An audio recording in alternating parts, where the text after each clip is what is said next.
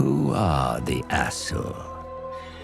An enigma to men and dwarfs, who know them as High Elves. At the center of the great ocean lies Ulthuan, a paradise created by the Old Ones. But when the stellar gates collapsed, demons flooded the mortal plane.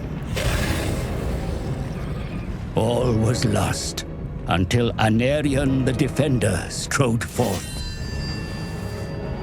The first Phoenix King vanquished the demons with the aid of the Archmage Khalida Dragon Tamer.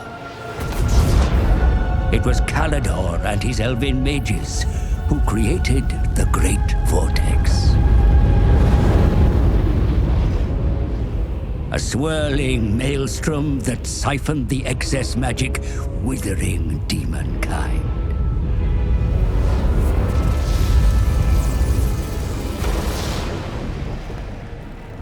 With the world purged of chaos, the elves took it upon themselves to become guardians and stewards. The twin-tailed comet is oft seen as an omen, but this time its wake brought great peril.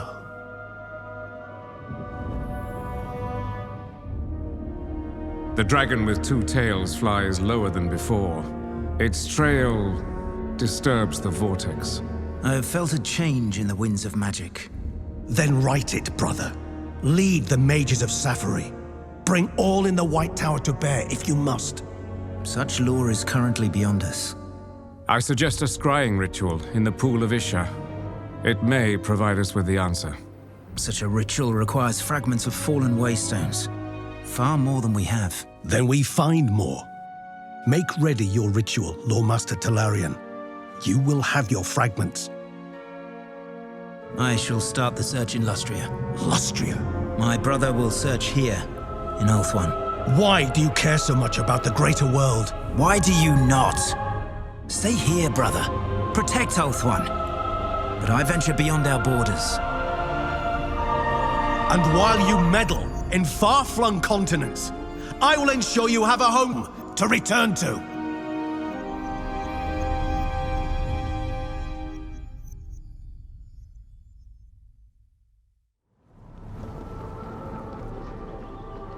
The wave fragments were gathered, the ritual cast. Arcane power lit Ulthuan's skies.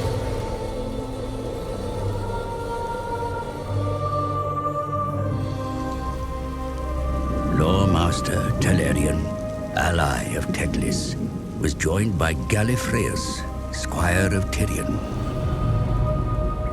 They would be the prince's eyes as the goddess Isha revealed her prophecy. The Loremaster and squire saw the Isle of the Dead wreathed in fire, the vortex gone. Without the vortex, chaos floods the world, with Ulthuan doomed to sink beneath the waves. But the star crown of Lilith has the power to restore it. The crown was shattered long ago. If the lost shards are reforged, Ulthuan can be saved. Isha has blessed our agents with one piece of the Star Crown, but 4 shards remain lost.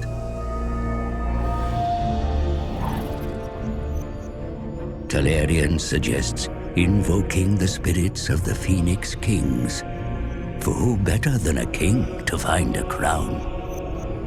The cost is high to cast such rituals. More wave fragments are needed.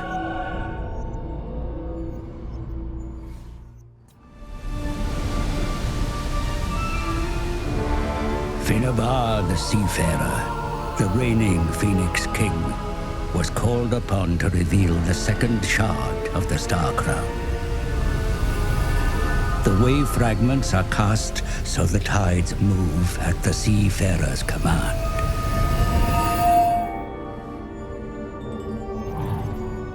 The living king has done his part. Now it is time to evoke the royal spirits of old.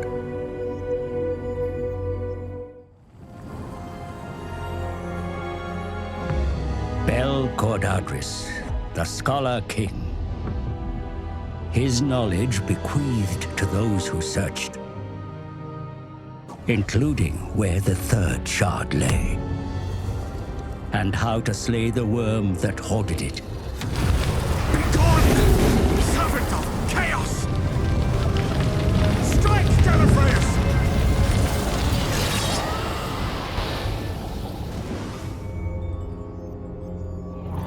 Time is against us. There are others that perform their own rituals of dominance over the vortex.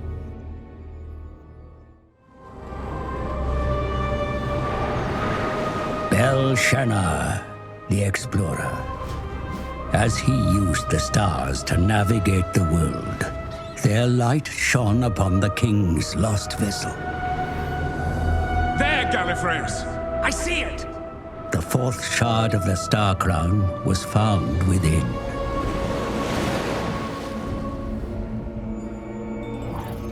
Thanks to the Phoenix Kings, the Star Crown is near complete. But there is one who is yet to be evoked. The first, the greatest, the doomed.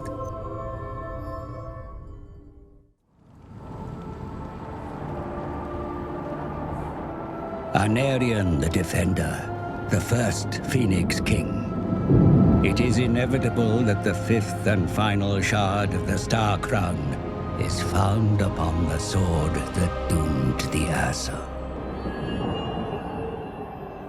They were only here for the shard, but even the Lore Master could feel the sword's pull.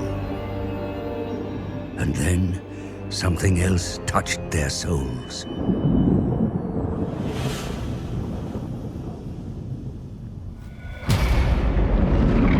The fabric of reality was torn.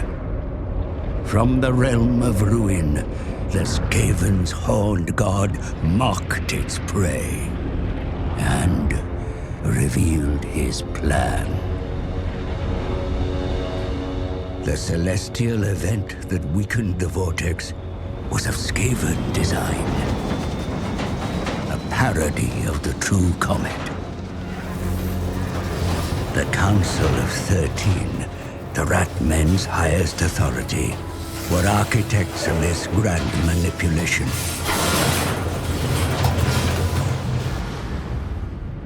Its task complete and fuel expended, the rocket fell back to the surface.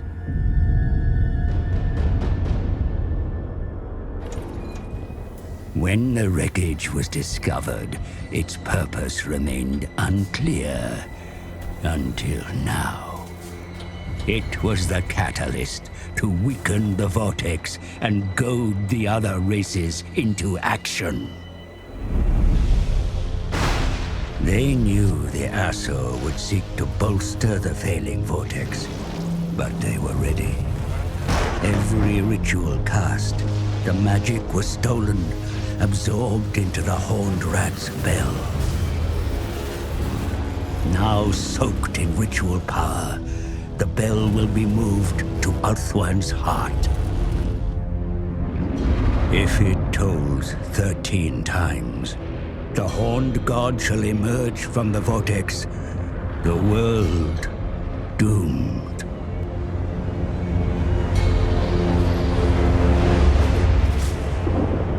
Then the god was gone, but in its place came a swarm of his children.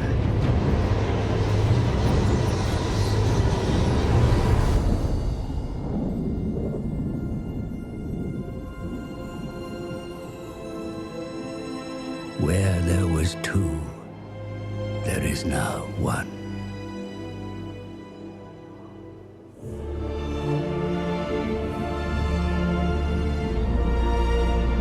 But Is that enough to make a difference?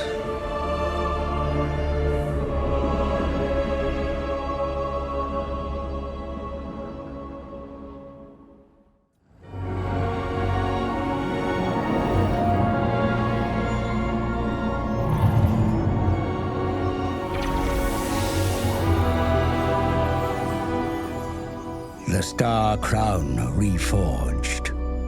But the crown alone is not enough. It must be born into the vortex, delivered to Khalida by a hero worthy of Safari.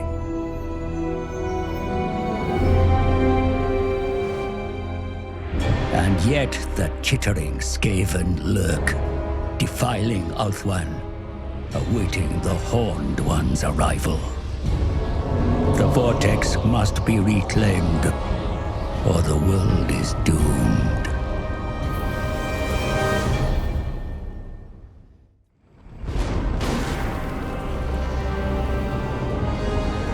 A horned god banished. Vermin purged from the island shores. Ulthuan's defenders are brothers in arms again.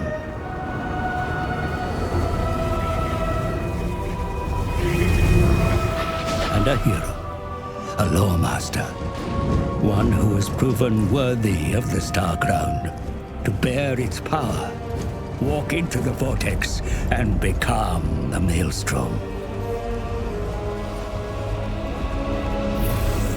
Ours is a world of fleeting glory. But it is glory nonetheless.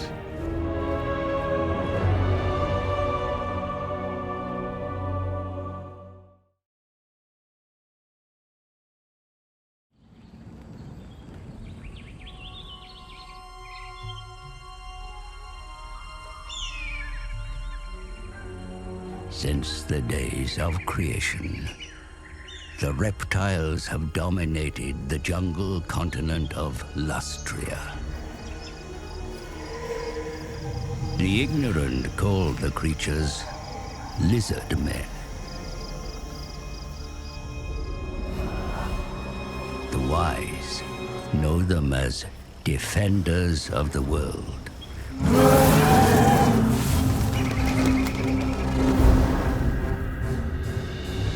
In ages past, the Old Ones had a plan. But then the stellar gates collapsed, the Old Ones fled, and demons flooded the mortal plane. Led by the Slann, the lizard men fought the demons that surged across Lustria. Yet, it was the elves that created the Great Vortex.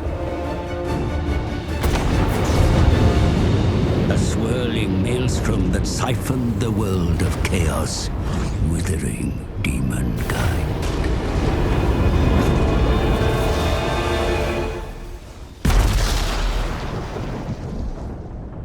The world was saved, but the vortex endures only because it is bolstered by the power of the Slann, via the Great Warding.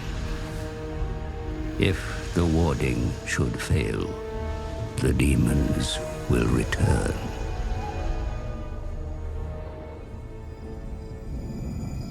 The forked tongue of Sotek hangs low in the sky.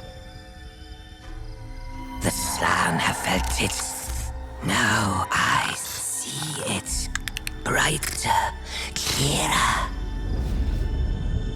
Its hiss disturbs the winds of magic.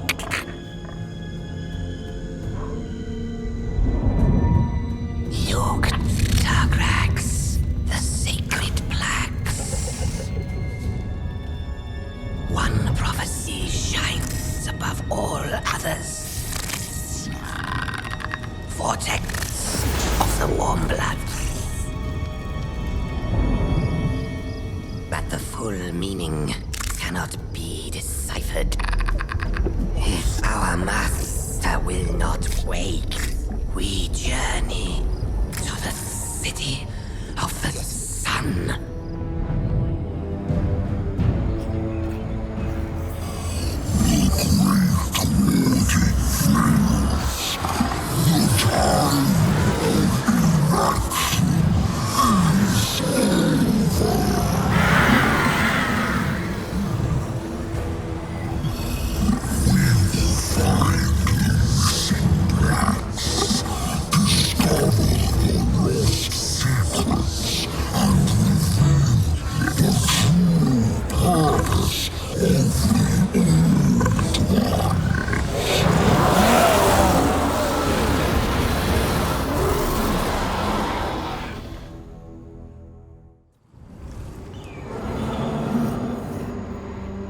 The secrets upon the lost plaques were spoken, and the skies above Lustria cracked with power.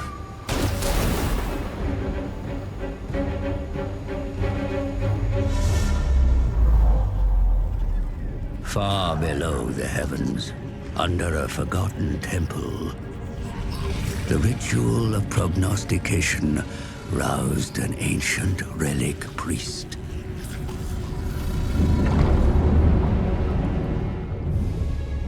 Who stirs my eternal vigilance? Rumbled the relic priest, as it revealed a dread prophecy.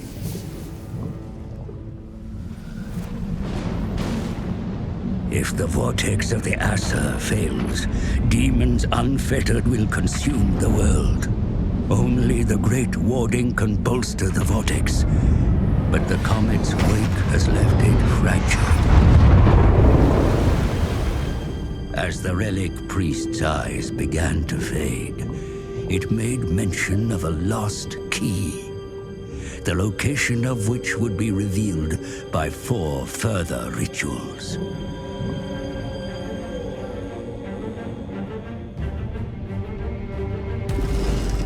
The rituals would realign the Great Warding, and the key, when found, shall unlock the power to permanently restore the vortex. The task was clear. Find the sacred plaques and cast the rituals.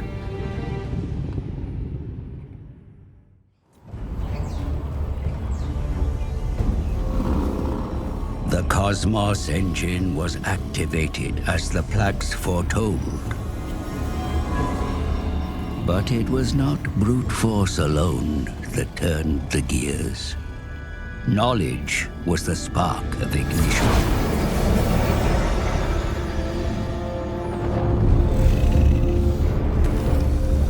Ignorance is a chasm.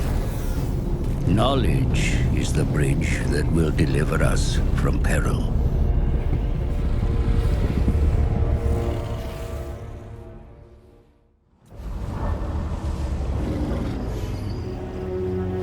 The Great Warding is fed by the geomantic web, which in turn is sustained by the Slann residing in their star chambers.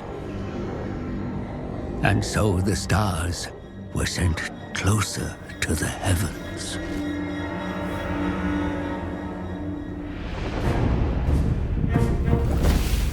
You must hasten along the road of enlightenment, or be overtaken by the warm bloods performing their own petty rituals.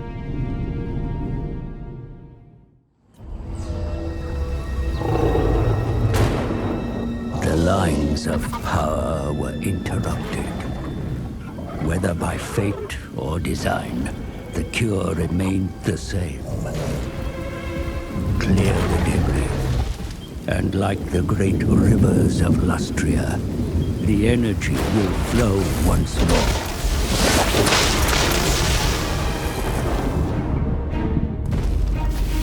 Progress has been made.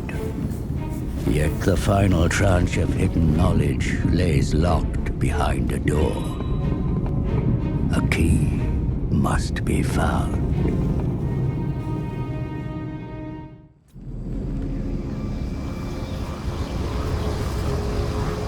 The final piece of the puzzle.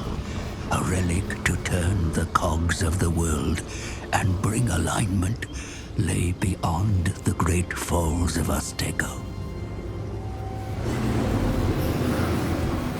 A key would be discovered, one to unlock knowledge both welcome and unwanted.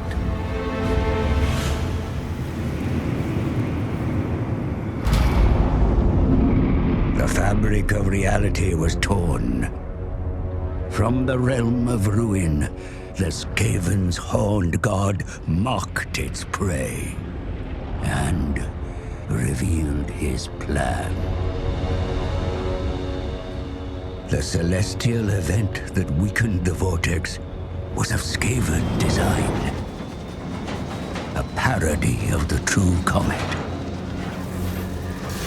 The Council of 13, the Rat Men's highest authority, were architects of this grand manipulation.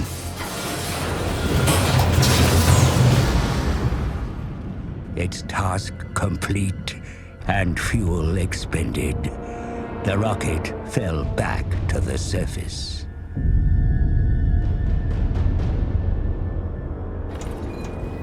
When the wreckage was discovered, its purpose remained unclear until now.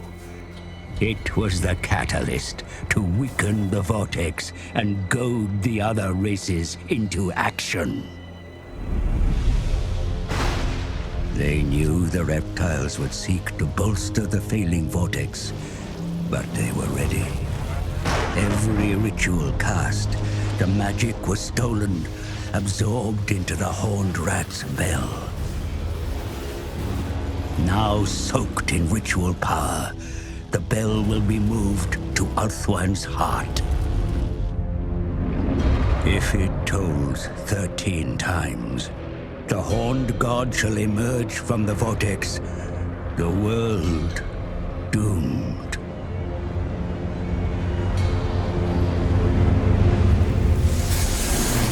Then the god was gone. Alignment is close. But Sotek's nemesis may yet bring ruin upon us all.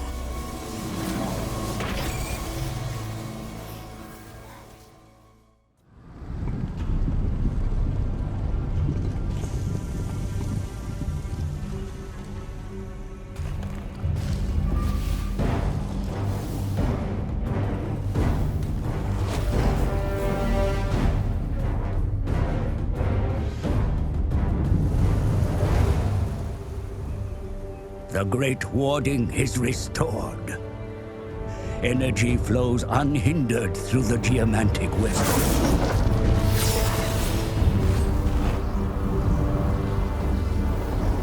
But the vortex remains in peril. The horned god of the rat spawn threatens to pierce the mortal veil. Forces gather on the Isle of the Dead, where the greatest battle of our age will be fought.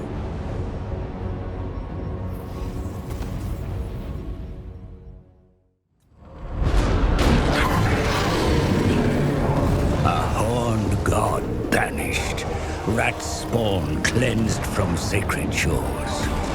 The vortex is secure, the matrices of the great warding enhanced. But the vortex has new, cold-blooded owners. This was always part of the plan.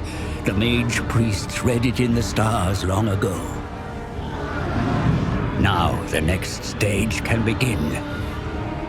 Commence the purge.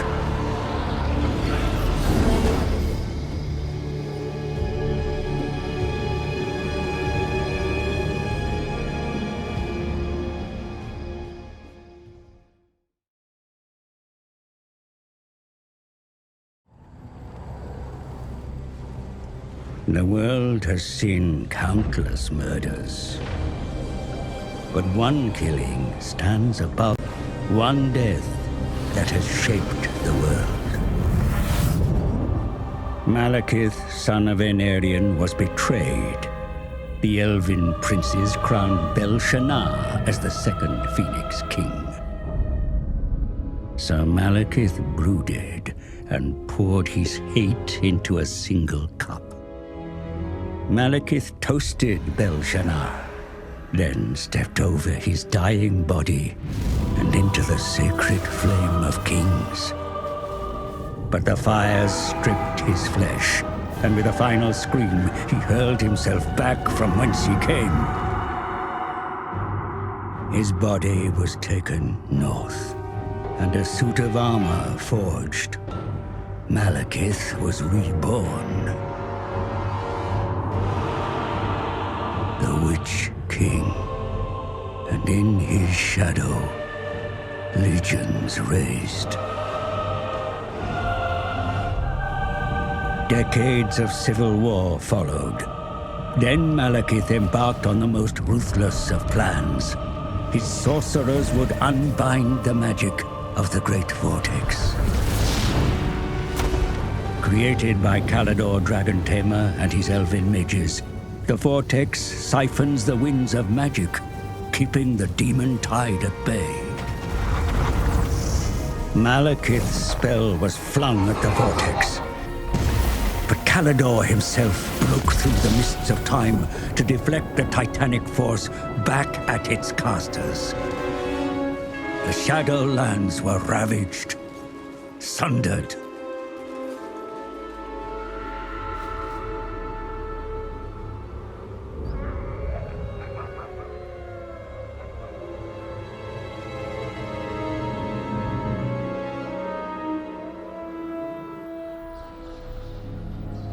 You live. You die. You live. You die.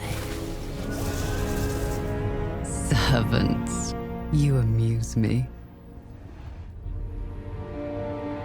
The dragon with two tails hangs in the sky, and you indulge in petty games. You summoned me, Your Highness. You bring this witch here. She is well versed in lore and prophecies. She will betray you, my son, as all have done. She is indebted to me. I have her soul.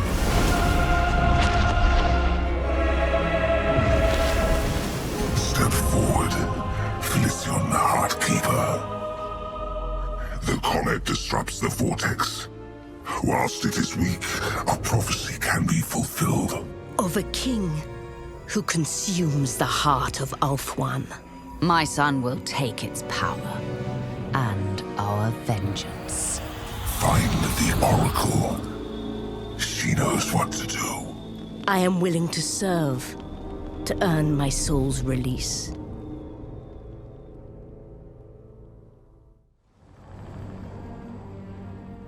The ritual cast, and magic bound within the scrolls of Hecate was unleashed, lighting the dark skies of Nagaroth. The sorceress Felicion was joined by a murderer, one that hunted in the shadows. They looked upon the island across Poison Shore and waited. Approaching the island was all but impossible. Yet the ritual gave the sorceress ingress.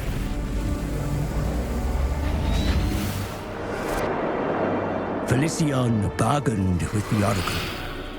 In exchange for her freedom, the Medusa bade the sorceress to look in the mirror. At the heart of hated Ulthuan, the vortex was vulnerable. If the Witch King wished to step into the maelstrom and bathe in its power, then his body would need to be ready.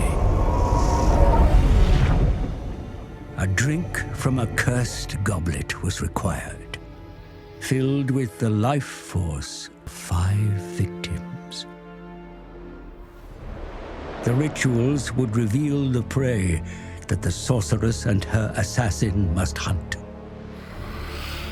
An irony that the Oracle was blind to her own fate.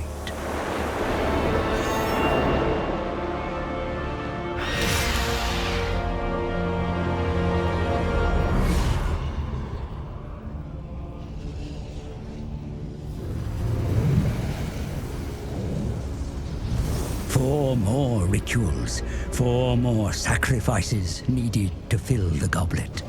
Then the Witch King may drink and be ready to enter the vortex. More of Hecate's scrolls must be found.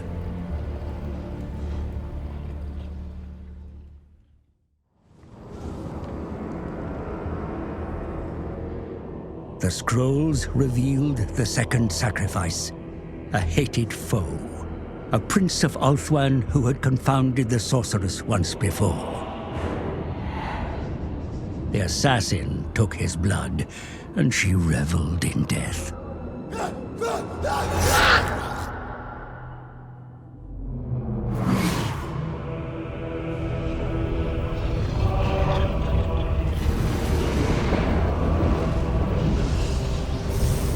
The chalice begins to fill.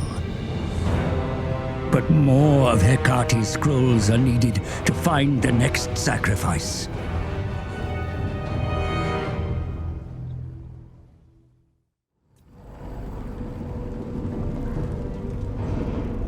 The third victim was also known to the sorceress, but this was no enemy. The pupil looked upon her teacher and saw the true cost of dark magic.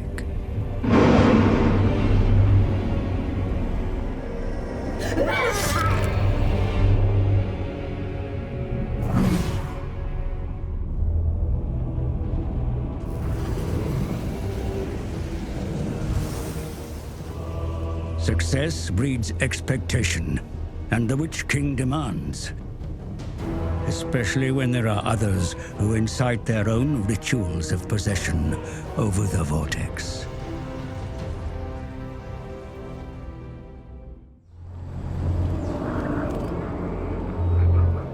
In the north reigned the fourth sacrifice.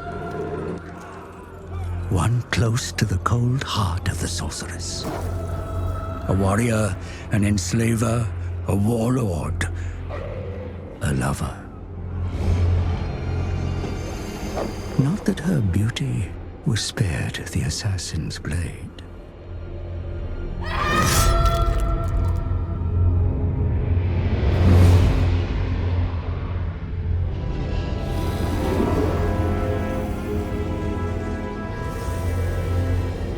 The prize of a murdered paramour is not to be given freely. Only a brother could offer a sister such a gift.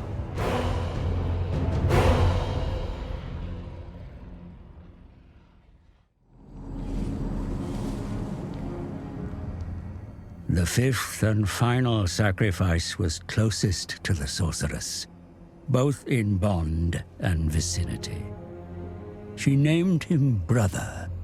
She named him Shadowblade. But he was not the victim. He never was.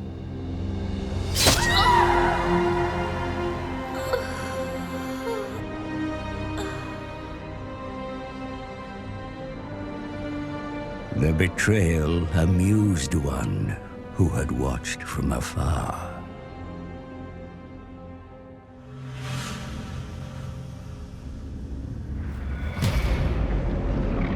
The fabric of reality was torn. From the realm of ruin, the Skaven's horned god mocked its prey and revealed his plan. The celestial event that weakened the vortex was of Skaven design. A parody of the true comet. The Council of 13, the Rat Men's highest authority, were architects of this grand manipulation.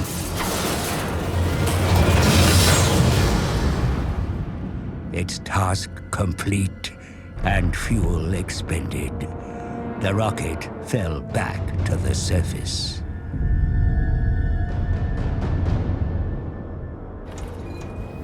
When the wreckage was discovered, its purpose remained unclear until now. It was the catalyst to weaken the vortex and goad the other races into action. They knew the Witch King would seek to dominate the vortex, but they were ready. Every ritual cast, the magic was stolen, absorbed into the Horned Rat's bell. Now soaked in ritual power, the bell will be moved to Ulthuan's heart. If it tolls 13 times, the horned god shall emerge from the vortex, the world doomed.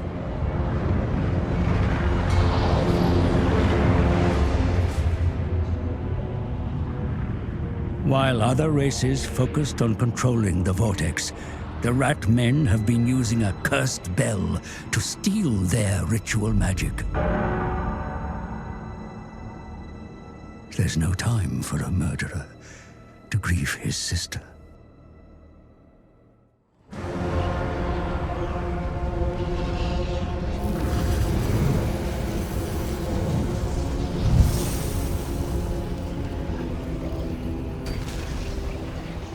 With Felician's blood, the chalice is full, and Malekith may drink. The liquid inside, no poison this time, but an elixir that will make his body ready to absorb the vortex. But first, a god must be halted. The accursed Skaven. They claim the vortex, their devious schemes twisting it into a portal. If the bell sounds 13, the horned god steps unto the mortal realm. Forces gather on the Isle of the Dead, where the greatest battle of our age will be fought.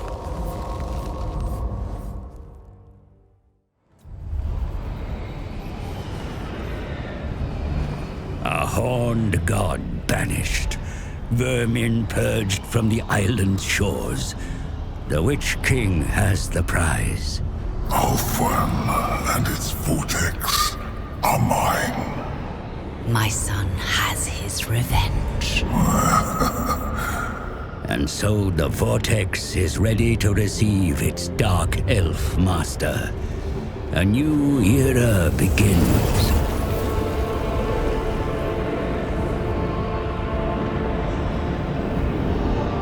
But there will always be enemies to fight and wars to wage.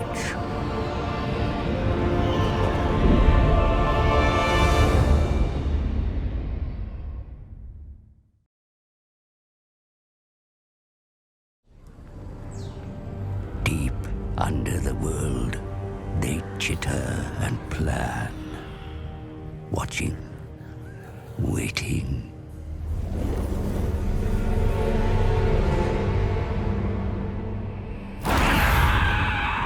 When they emerge, it is a nightmare vision. The Skaven, a ravenous horde of verminous ratmen.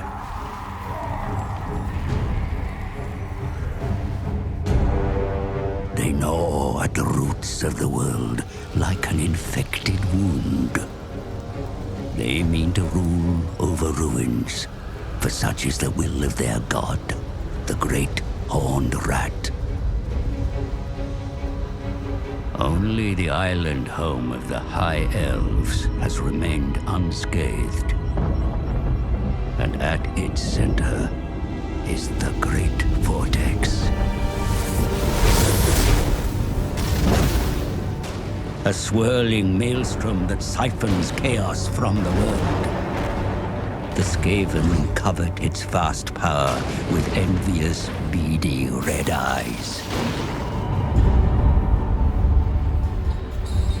The twin-tailed comet is oft seen as an omen, but this time its wake has disturbed the winds of magic.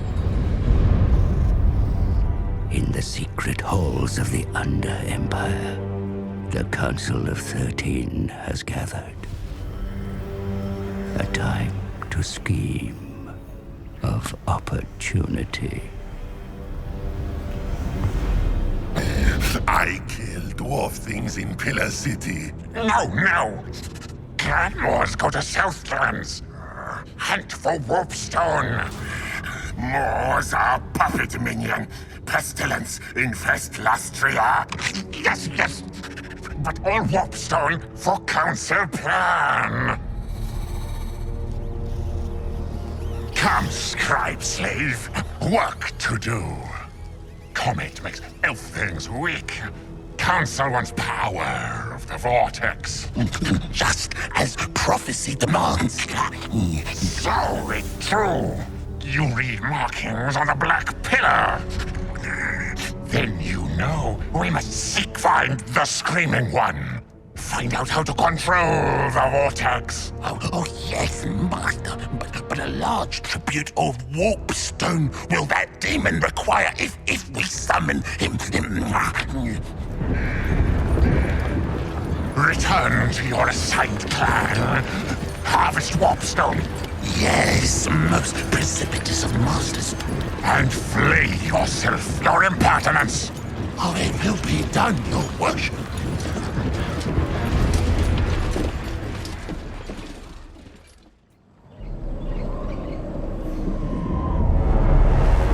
The ritual enacted, the skies over the world shatter, exciting the Grey Seer while his scribe cowered, for he knew their next destination.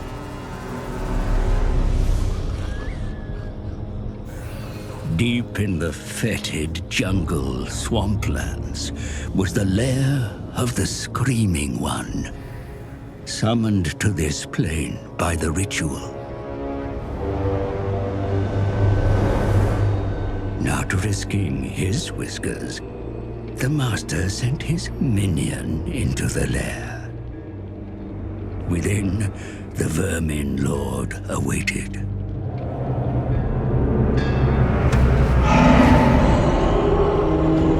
The Screaming One spoke of the vortex at the heart of the Elf Thing's island continent.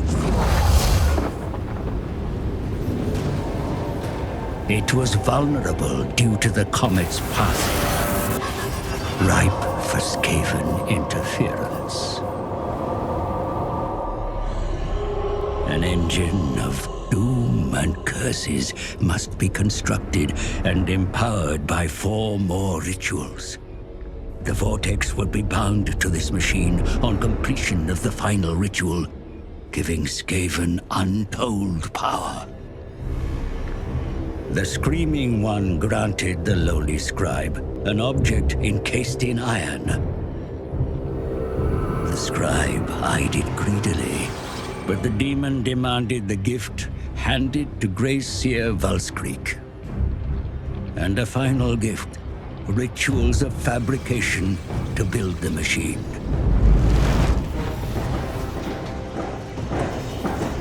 The scribe's adopted clan would begin construction at once. But warpstone is needed to power the rituals, and Valskreek already grows impatient.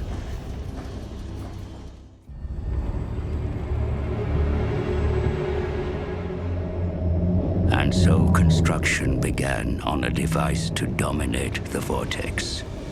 Warpstone-enhanced lumber was required, and the gnawing of rats provided it.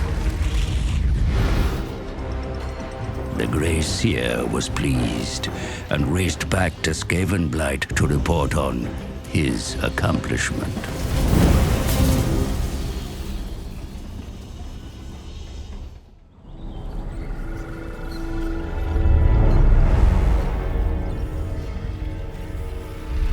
The ritual revealed a new location. It was in Lustrian swamps the Grey Seer sent his minions next.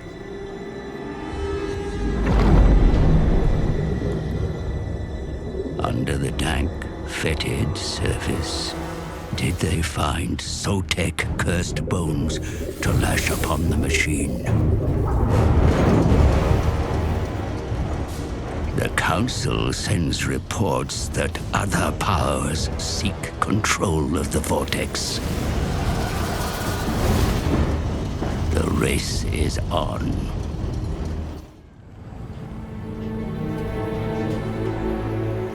Upon the Grey Seer's orders, did the scribe visit the laboratories of Clan Moulder to secure strong specimens enhanced by the ritual for the labors ahead.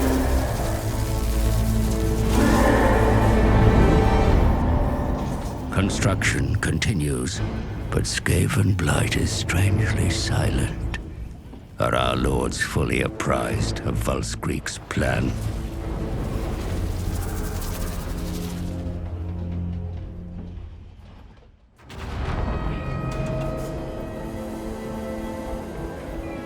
It was the comet's wake that weakened the vortex. Surely a cruel trick by the gods. It's not like mortal creatures could move a comet.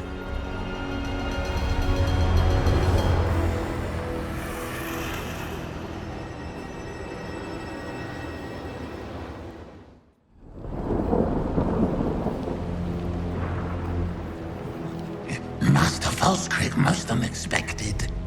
Important time is this. The most holy of bells shall be scatter-leaped onto the device of doom and curses. Yes. But I have studied device, not for controlling vortex.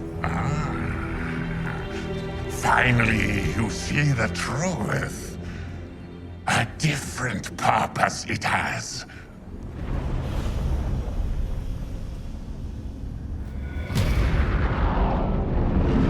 The fabric of reality was torn, and from the realm of ruin, the Skaven's horned god visited its creatures.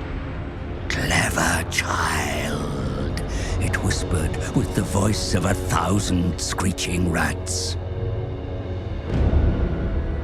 The celestial event that weakened the vortex was of Skaven design. A parody of the true comet.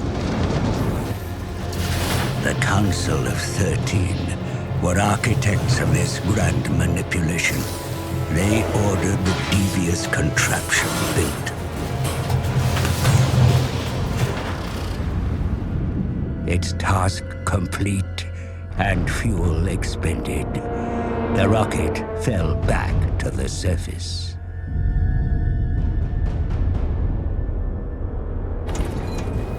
When the wreckage was discovered, its purpose remained unclear until now. It was the catalyst to weaken the vortex and goad the other races into action.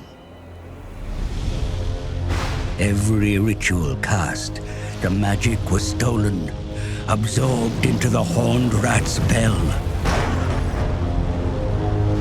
Now soaked in ritual power, the bell will be placed in its great carriage, made by the claws of the Scribe's clan, and moved to Ulthuan's heart. If it tolls 13 times, the horned god shall emerge from the vortex. But there is a cost. The sacrifice of an entire clan. The horned god demands the chosen are made ready.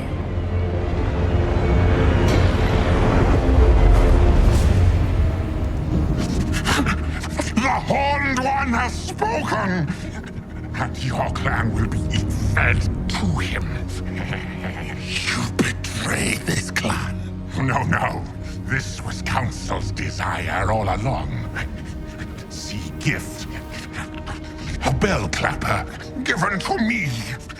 And whichever clan has their blood spilt on it when the bell tolls will be sacrificed. Tell your lord, spill blood here. No!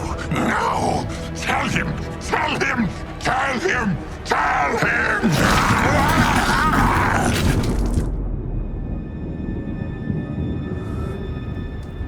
A council will stop ritual.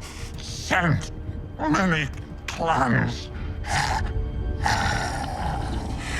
Gracia clan, give their souls. Now we are horned rats favored. Yes.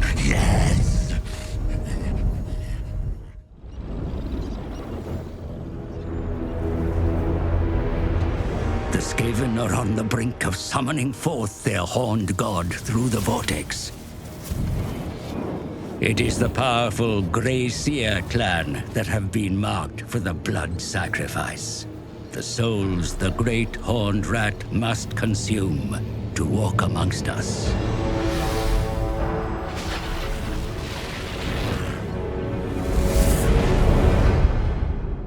The Council of 13, of which the Grey Seer clan are most prominent, send their hordes against you, desperate to wrest the infernal machine from your clutches. Other races sense their doom is coming, and all converge on the Isle of the Dead. The greatest battle of our age is about to begin.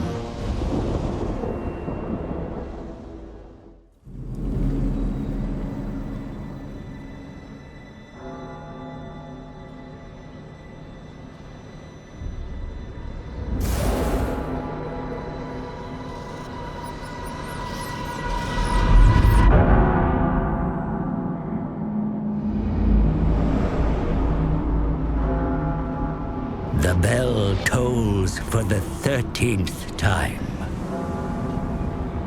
And so, the Vortex is now yours. A gateway to many hells, and the throne of a god. He comes! Our clan at his side! I am at his side. But the war is not over. The other races will fight on. Bring ruin in the Horned Rat's name, or face his wrath.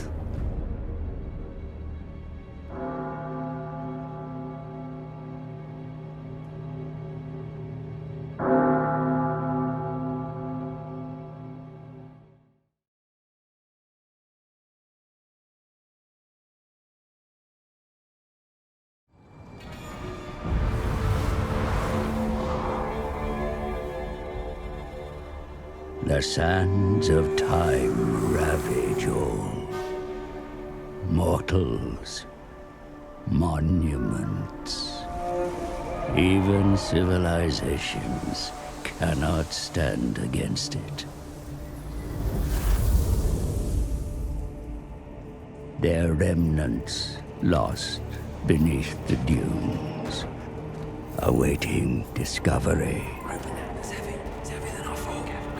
By the brave, or foolish. What's that? I can hear something. Come here, quiet.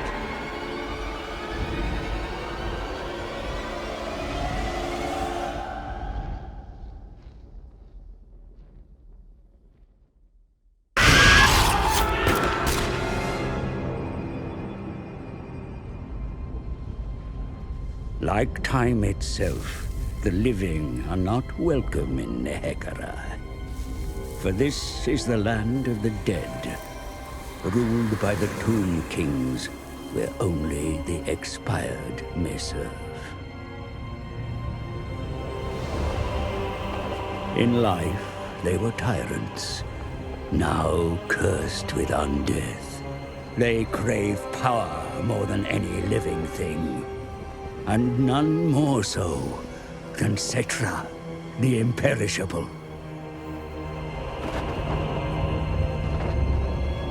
Eternity was promised, but the Tomb Kings awoke to unlife, no longer beatific sovereigns.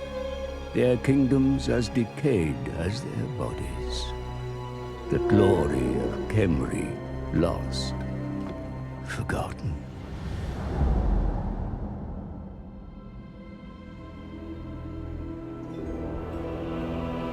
A comet, an omen.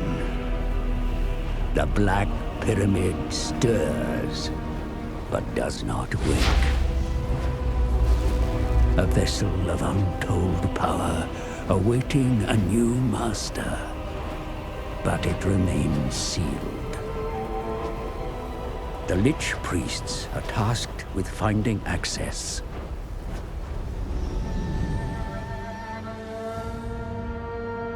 They venture deep deep into the catacombs seeking clues. Discovering an obelisk inscribed with hieroglyphs as old as the desert gods. The answer lies in the 9 books of Nagash, the original tomes of undead lore, authored by the arch-necromancer. Due to the turbulence of the vortex across the ocean, not 9, but only 5 books are needed. Then, the pyramid shall open.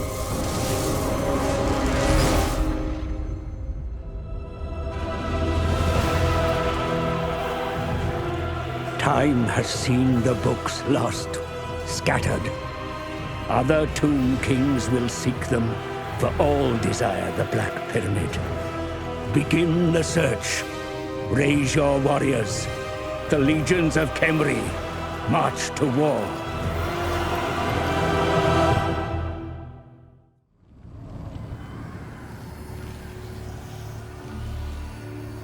The first book found. A Codex Mortifica.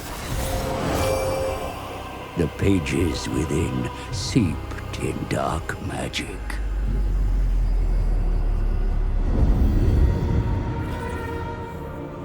The hieroglyphs match those upon the pillar.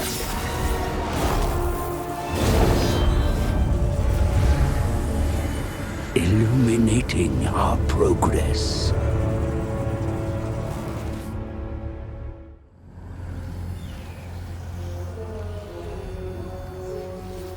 The second book, a Liber Necrominca. Upon its pages, the invocation for undead animus. As more books are discovered, we traverse more than mere distance. We cross the boundary between the living and the dead.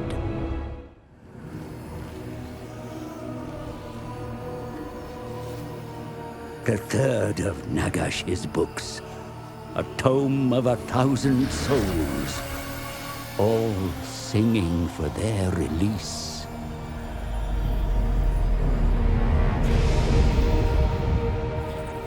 The spirits howl and scream.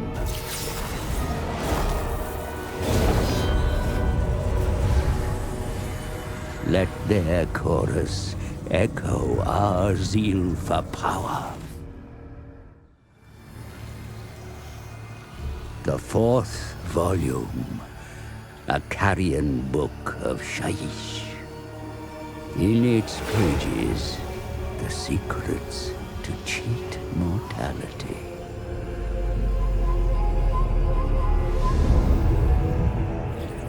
Only the honorable abide by the rules of life.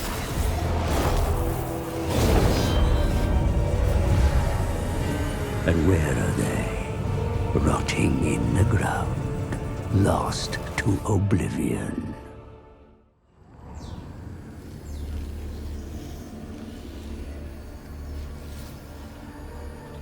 The fifth book, the Liber Necris. The final ciphers are revealed.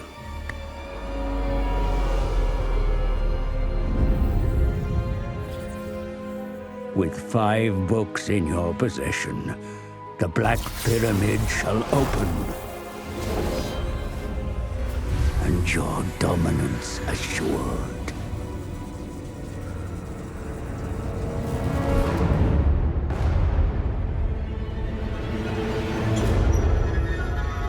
Yet, the lackey of Nagash is in our way. Undead legions muster in the shadow of the Black Pyramid. Battle is inevitable. Victory ensures your ever-living dynasty reigns supreme.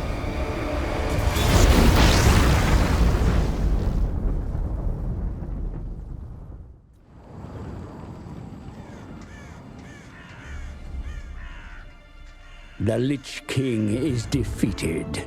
His legions scattered like desert sands.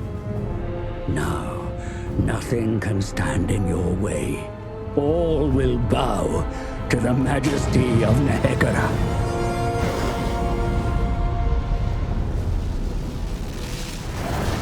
The greatest of civilizations rises again. The living will quail, for the age of flesh is over. The Tomb Kings shall reign over all. The Black Pyramid is yours.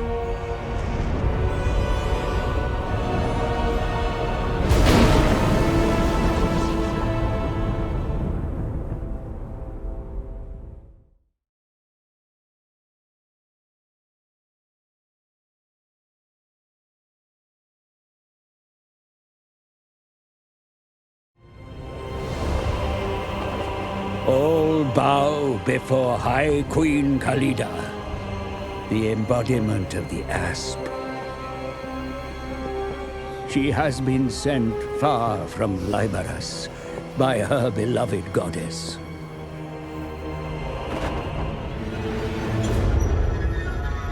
Yet, the lackey of Nagash is in our way.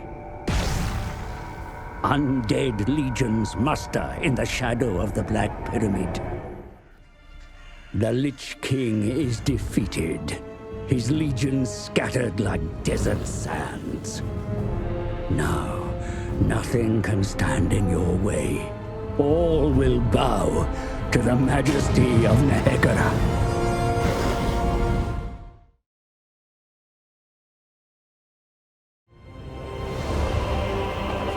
The mortuary cult were the first to deny death's embrace, if not the ravages of time. Lich Lord Khatep seeks to return the cult to Settra's grace.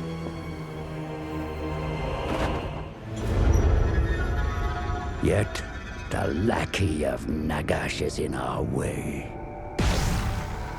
Undead legions muster in the shadow of the Black Pyramid. The Lich King is defeated. His legions scattered like desert sands. Now, nothing can stand in your way. All will bow to the majesty of Nehekara.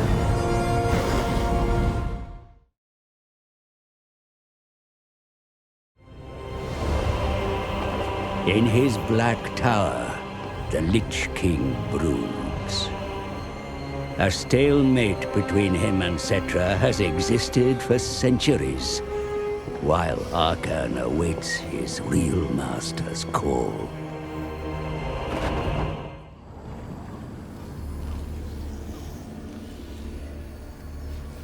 A fraction of your master's will resides within all his artifacts.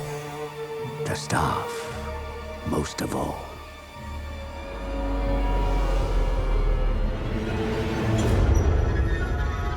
Yet, Settra's armies stand guard. The senile king has ever been jealous of your master's power. Victory ensures the Black Pyramid returns to its creator. And then, the resurrection can begin.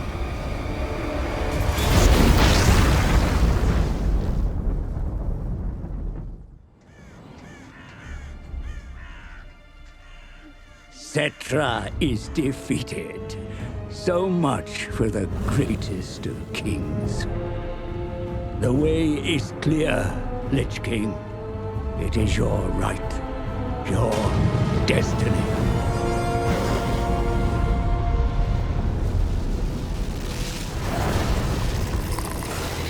The Black Pyramid awakes. But this is just the start. The servant beckons the master. Nagash shall come.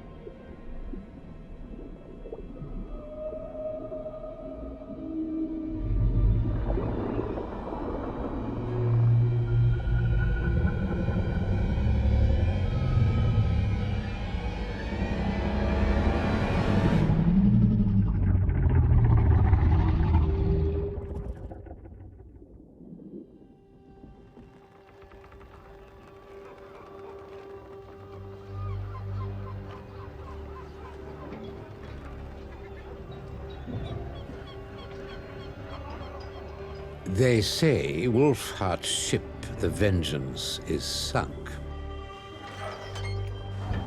60 cannons and 200 souls lost to the deep. They say it was a fell storm that took her, or some say it was pirates from the Maelstrom. They say she was lost here, in the realm of Luthor Harkon. And to trespass in these waters is to invite death on board. But then they know nothing. You waste our time. Wait! This is the map you are looking for, crafted by Captain Jacob Wulfhart himself. I beg your patience, for its secrets are easily missed. Mathlanka, Semga.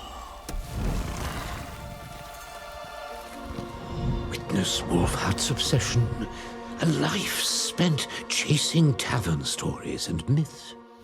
Sightings, eyewitness accounts, 100 shipwrecks named and dated. Like you, Wulfhart knew it was no storm or jagged rocks that caused their demise.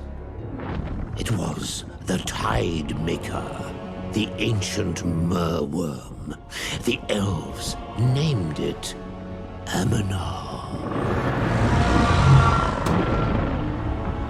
Wulfhart's ship, where is it? Ah, yes, its final resting place.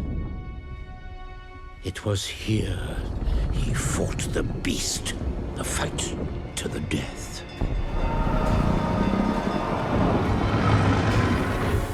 All but one of his crew were lost. It was he who marked the map with this cross. The vengeance lies here. And if the story runs true, a weapon lies with her. A weapon to kill the unkillable. To challenge the beast is to challenge the sea itself, cursing all that sail with its retribution. Wulfhart sought infamy for killing the beast, but the question remains, why would your kind seek it?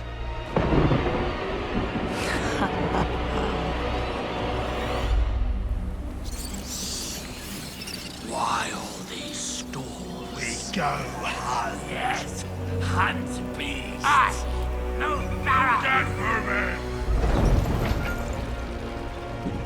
My lord, we have the map. What are your orders? Kill the beast. Resurrect the beast.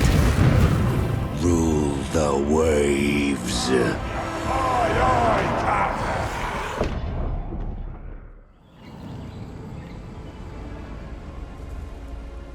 The oceans roil constantly, shifting, concealing, hiding secrets beneath their murky depths.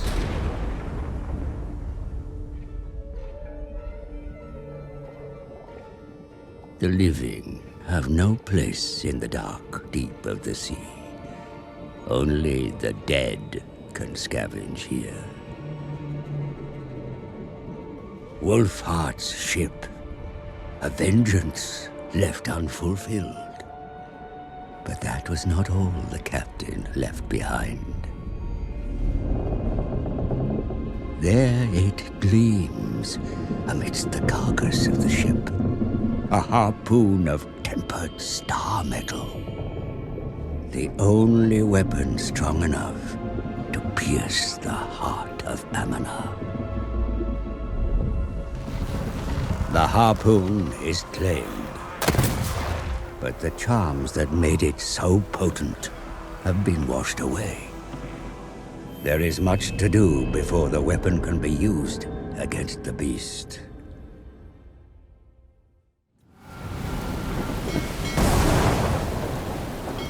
The launcher has been constructed, and Stromfeld's lost shanties have been sung. the verses combining into a potent charm, imbuing the harpoon with great power. The final verse revealing a cavern in the deeps where Amana lurks.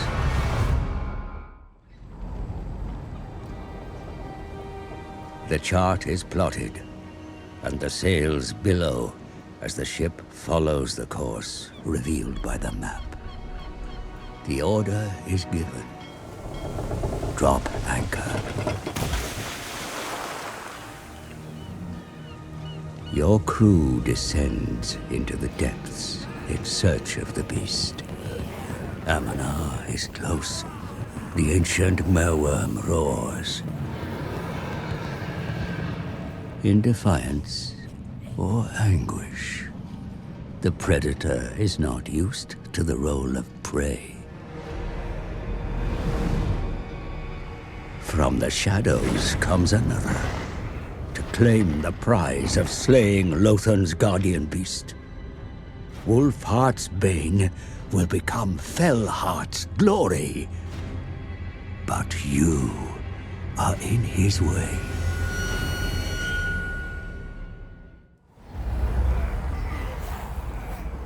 The Kraken Lord is defeated. His mantle of the sea's greatest pirate is almost yours. But there remains another task to fulfill. The beast is lured to the surface. Wulfhart's harpoon yearns to be fired. Now blessed with charms hidden within the ancient sea shanties, it thrums with power.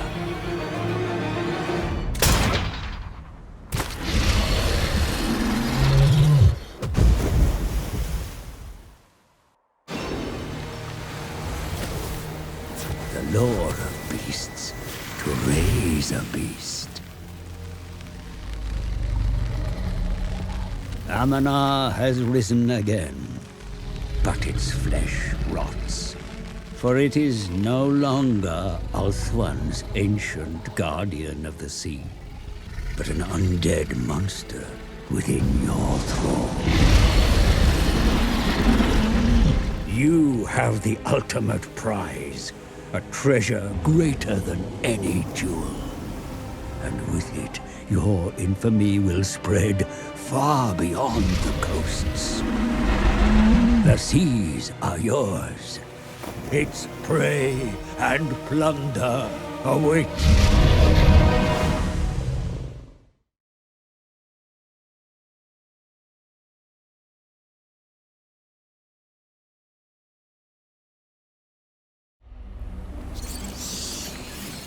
Why all these stalls? We go hunt. Yes, hunt beasts. Us, no Deathmaster.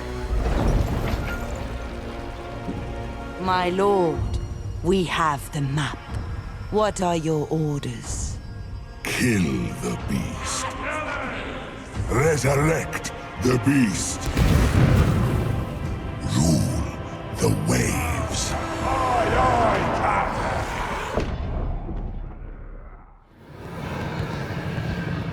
In defiance or anguish, the predator is not used to the role of prey.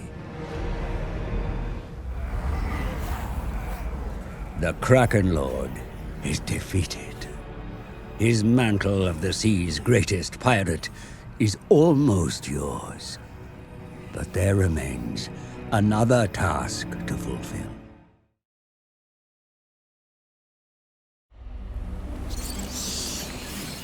Why all these stalls? We go hunt. Yes, hunt beasts. Us, no Deathmaster. Captain, we have the map. What are your orders? Kill the beast. Resurrect the beast. Rule the waves! Aye, aye, Captain. In defiance or anguish, The predator is not used to the role of prey.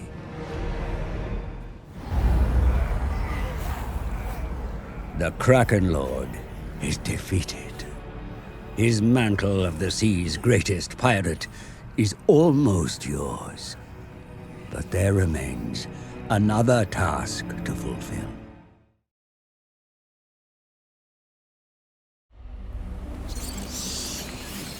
Why all these stalls? We go hunt. Yes, hunt beasts. Us, no Deathmaster. My lady, we have the map. What are your orders? Kill the beast. Resurrect the beast. Rule the waves.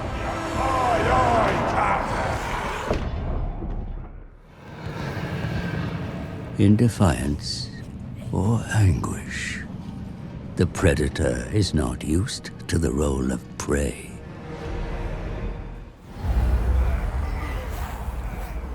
The Kraken Lord is defeated.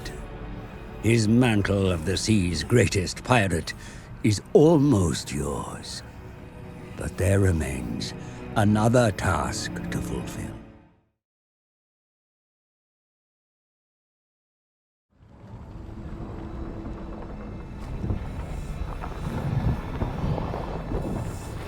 The jungle continent of Lustria lies west across the great ocean. The first men to land upon these shores ransacked an ancient temple, filling their ships with golden treasures. Word spread of their wealth, and others were eager to follow.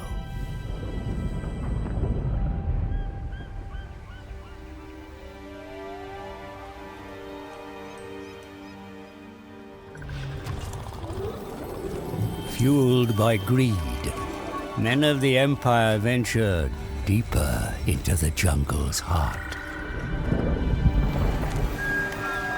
The land of beasts, ravaged and plundered for its riches.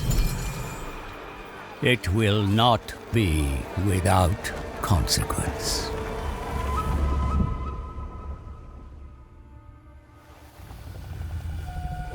The jungle stirs. A cold-blooded fury rising to punish the invaders. In the temple cities of Lustria, the Lizardmen enact a ritual to call upon their mighty guardian.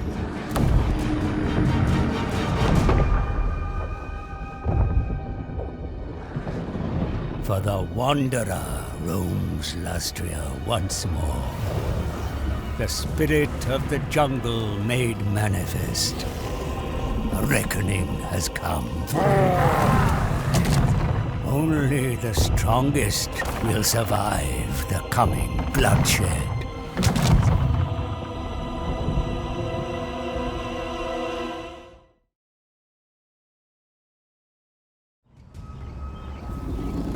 They tried to make prey out of predator. Instead, the hunter becomes the hunted. Reclaim the jungle, mighty one. Unleash its fury.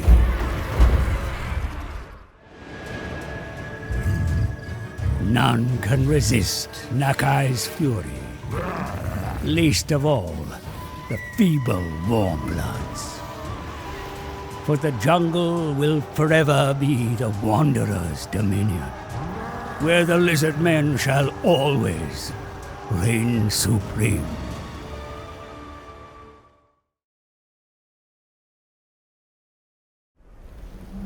The taming of this wild continent has not been without repercussion. Now the jungle sends its final challenger. Ready yourself, Hunts Marshal. Are you the hunter or the prey?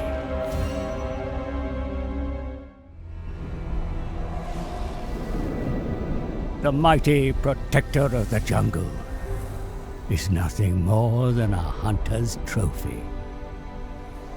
The land of the Lizardmen lies in ruin, conquered for the Empire. It is theirs to dominate and plunder. At least for now.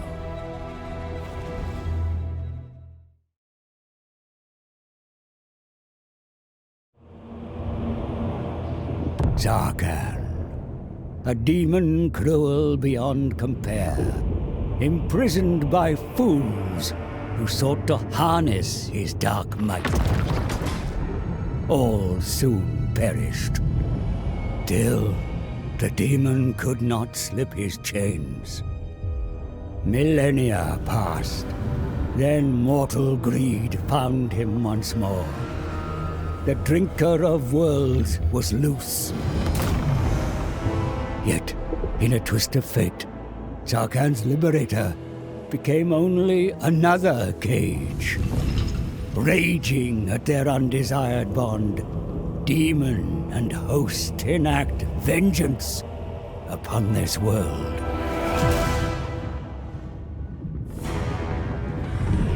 All shudder, save for the Skaven.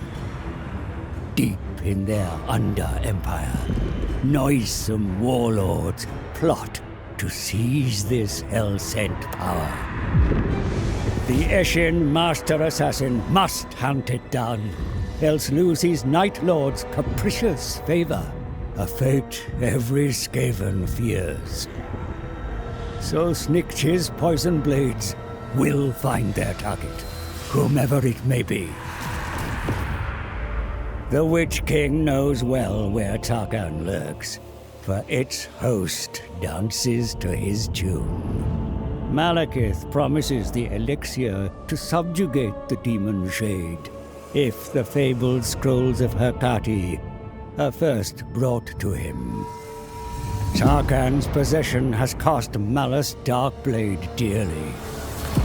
He cannot refuse. To the rat-infested Southlands he must go. Rat Deathmaster and Druki Tyrant, bound for battle, but neither knowing it yet.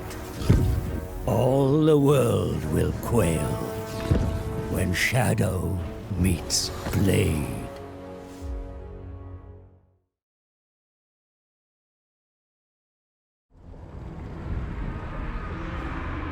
The Ratmen are without number, but they are merely vermin. Stand against this snarling tide, Darkblade. Deal death to the Skaven Deathmaster, and gain dominion over the demon. Malekith told truth. The elixir's secrets are revealed. Darkblade may conquer his demon. Arkhan, once drinker of worlds, then a prisoner, and now a slave. Malus Darkblade, tyrant of hag grief, now master of demon might. Both in the thrall of the dread Witch King.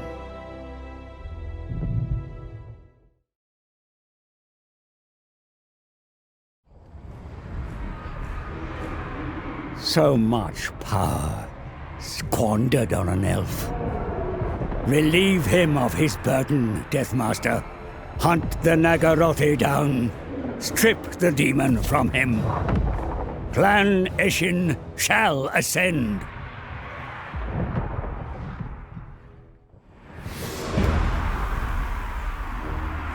Assassin triumphant, but at what cost?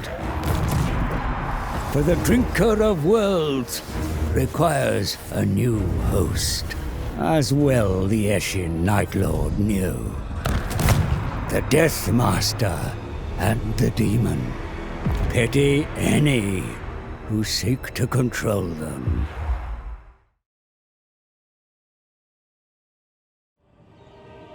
The waystones that guard all elven souls grow faint. Ulthuan is weak, Still reeling from a ferocious greenskin assault, it barely survived. The grim Warden of Tor-Ivres has not rested since driving back the Green Invasion. Prince Eltharion must be prepared. There will come a day when the Goblin King returns. It is only a matter of time. For in the desolate Southlands, a war of unimaginable power brews. War boss Grom, most feared and most colossal of all goblins, has long craved a second chance to annihilate the Asa. That time is now. Ulthuan will drown beneath a green tide. There must come the war to end all wars. But Grom's horde will meet a wall of unstoppable Asur might. Eltharion will defend his homeland unto his dying breath. This is his vow. The Grim Prince and the Goblin King, two souls sworn to vengeance upon each other.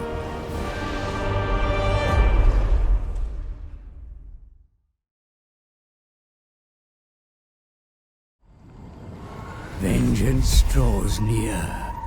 Tor-Ivres will at last crumble. What a joy it will be to drag the Warden from his precious tower. It is time, Goblin King. Unleash the war! Glory to the Goblin King, greatest of greenskins and scourge of the Asur. Tomorrow, there will be new kingdoms to sunder. But tonight, Grom the Paunch cements his infamy. Stoke the fires. There is a feast to prepare.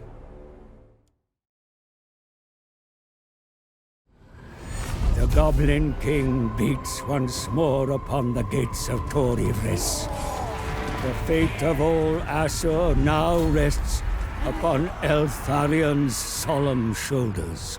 Survive this green night, else Ulthuan shall know oblivion. The Asur need no longer fear the Goblin King's savage return. Grom is slain, and the Waystones light the path to a better tomorrow. The Warden does not join the celebrations. Other foes will hunger for Ivres. And so Eltharion's grim watch is without end.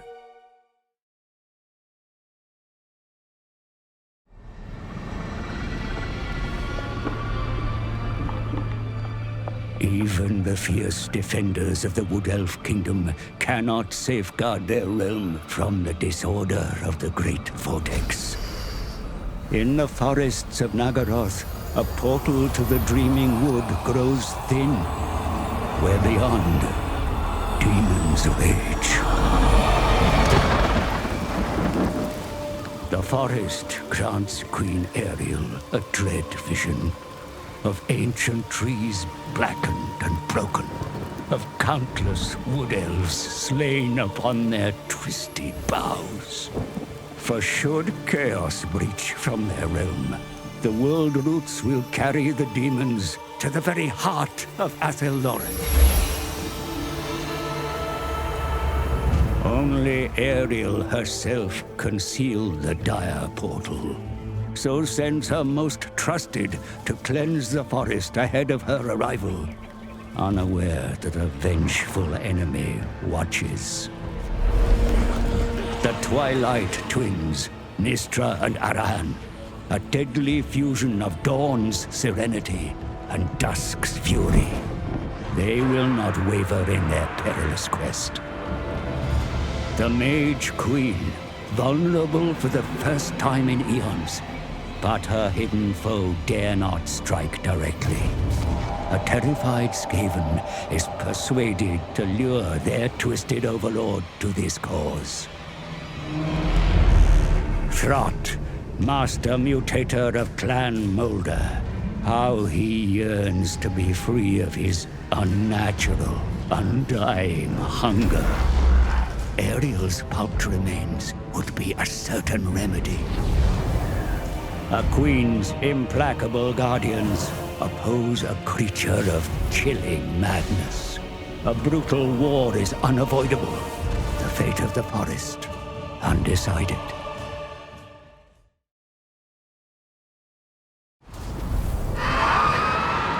No more time could be squandered. The ritual has begun. But malevolent eyes have been watching. The Skaven Throt means to seize Ariel, yet he underestimates her guardian's fury. Any wood elf would die 1,000 times over for their queen.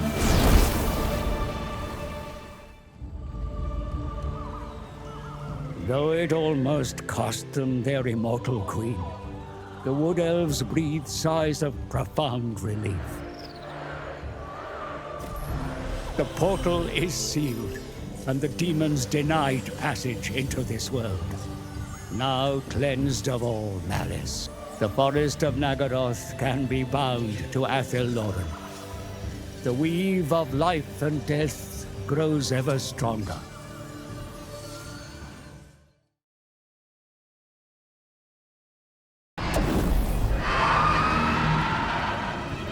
With the forest cleansed of all apparent menace, the portal ritual begins. The Mage Queen is exposed. Throt and his abominations seize the moment. Once Ariel's forest guardians fall, he can at last slake his monstrous hunger.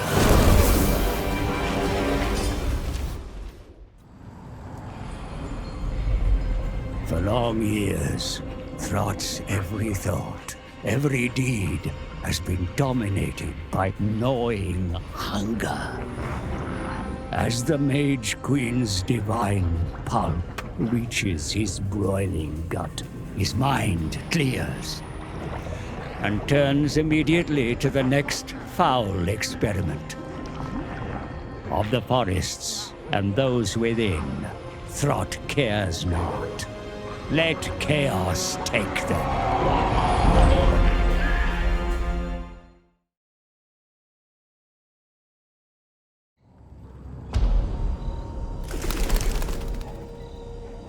The skies over Nagaroth are stained crimson, for the dark gods are pleased.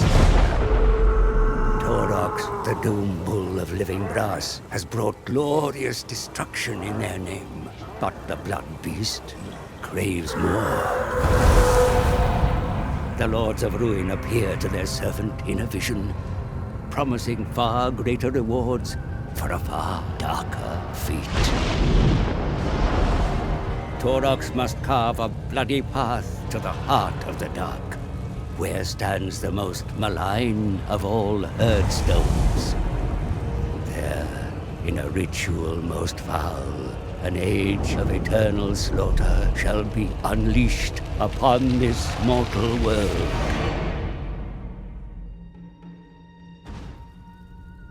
For untold millennia, the Lizardmen have stood against the forces of chaos. Few have slain so many demons as Oxyotl, their most deadly assassin. A celestial sign warns of a fate darker than ever before. The first ones look once more to their peerless champion. From the shadows, Oxyotl heeds the call. He has witnessed firsthand the true nature, the true horror of chaos unbound.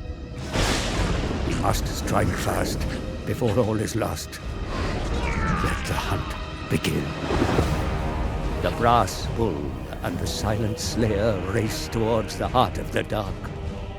There, the fate of every living soul will be decided.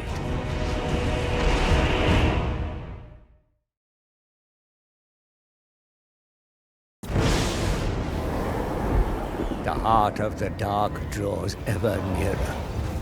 Taurox leads his raging beast-kin onwards, craving the eternal rampage promised to him. Hungry to slaughter all who dare stand in their way.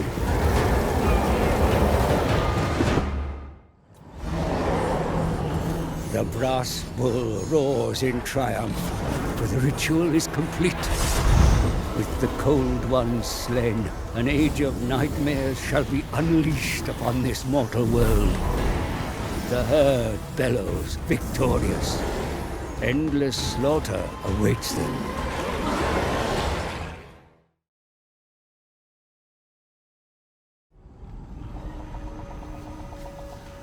In the shadows, the first ones lurk, ever vigilant and watchful. Oxyotl's chaos-sensing instincts have led to a place of ancient and unspeakable darkness. For the sake of tomorrow, the beast men must be slain. Ready the ambush. The sundered herdstone relinquishes its vile energies. Chaos shall not prevail this day. The first ones are victorious. Their world is safe once more. Yet already, Oxyotl senses new danger. He remains forever duty-bound, his work never complete.